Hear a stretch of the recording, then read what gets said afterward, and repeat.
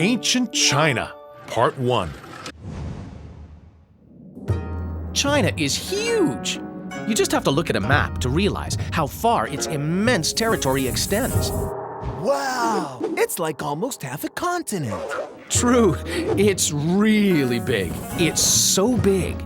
There are a number of different climates and landscapes all in one country.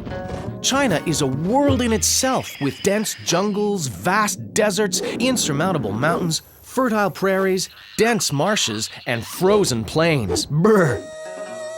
Long ago, the Chinese saw that the world was made up of very different things, and that each thing had its opposite. They began to think of nature as something in balance, a harmony of different opposing forces. So if it was cold in one place, it was because it was hot in another. If the earth existed, it was because air existed too. If the sun shone during the day, it was the moon that ruled at night. Men had male energy, women had female energy. Opposite, but in balance. These observations about the nature that surrounded them is the basis of a philosophy. They used this philosophy to build a great civilization that has lasted for thousands and thousands of years. Creating an empire. The Yellow River makes a line right through the middle of China. This is where the first human settlements that would eventually grow into this great civilization began to develop, around 5000 BC. That was 7,000 years ago.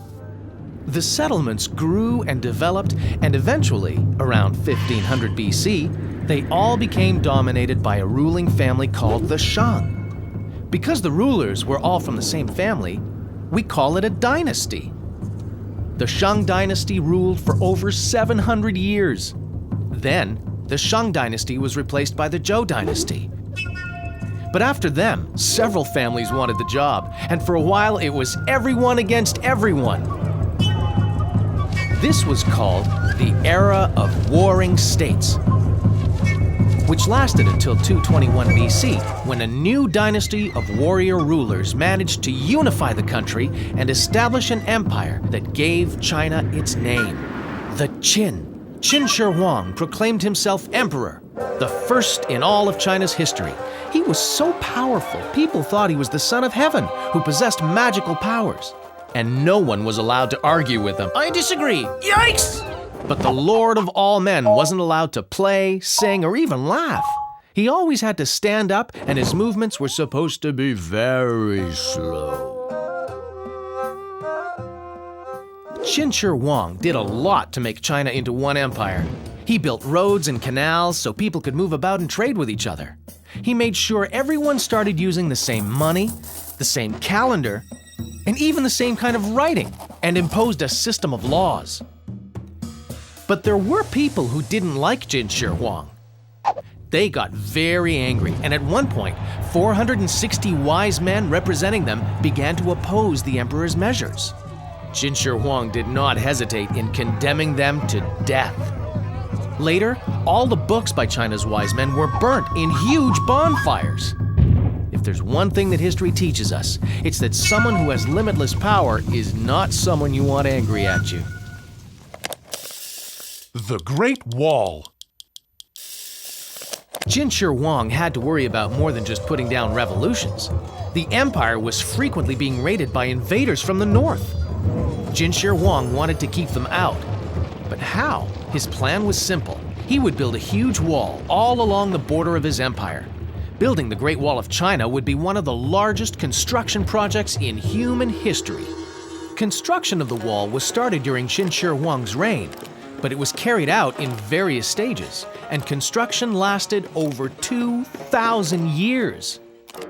By the end, the wall was 9 meters tall and 7,300 kilometers long.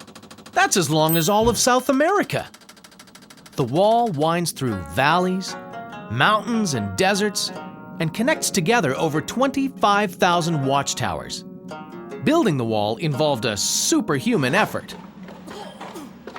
To do this, the emperor gathered together thousands of men who worked as slaves under military discipline. Many of them died of exhaustion, and their bodies were buried within parts of the wall that were being built. So not only is it the largest wall, but it's also the longest cemetery in the world. The wall served as a defense, but it also helped to unify the empire, because a path stretched along across the top of it, making it possible to travel from one point of the empire to the other. So merchant caravans could travel across it and sell their products without the fear of being ambushed by bandits or thieves. You can't take my stuff if I'm on this wall. But let's get back to Qin Shi Huang. When the emperor came to the end of his life, he decided his death would be on as large a scale as his life. The Chinese believed that when you went to the afterlife, you could take things with you. And Qin Shi Huang wasn't going to pack light. He ordered the building of a tomb in which he placed 8,000 terracotta statues of warriors. And these weren't just copies of the same mold. Each statue was an exact copy of the people who had accompanied the emperor when alive. Then, in case anyone had the terrible idea of breaking in and disturbing the emperor's tomb, there were crossbows set up to fire automatically. Master Kong. In the year 551 BC, while China was in the midst of the era of warring states, a very special man was born. Over the years, he became a great wise man who, with his teachings, created a doctrine that has come to characterize Chinese culture, and whose teachings are still commonly used today, 1,500 years later. This man, Confucius, was born to a poor family. Although this did not stop him from studying and working very hard until he became a minister for one of the kings who was fighting for power.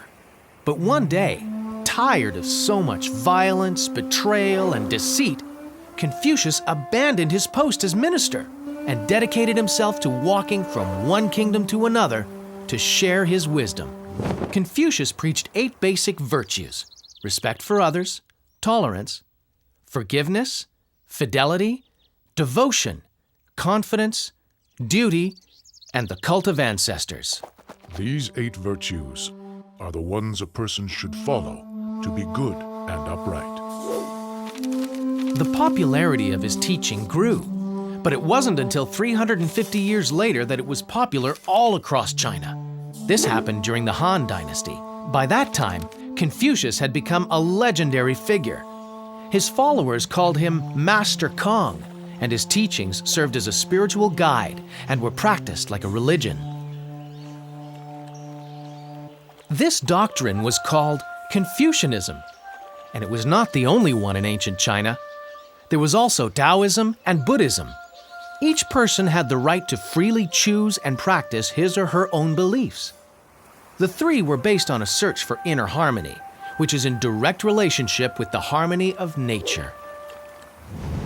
Let's dig a little deeper with our time compass and find out what else was going on around the world at that time.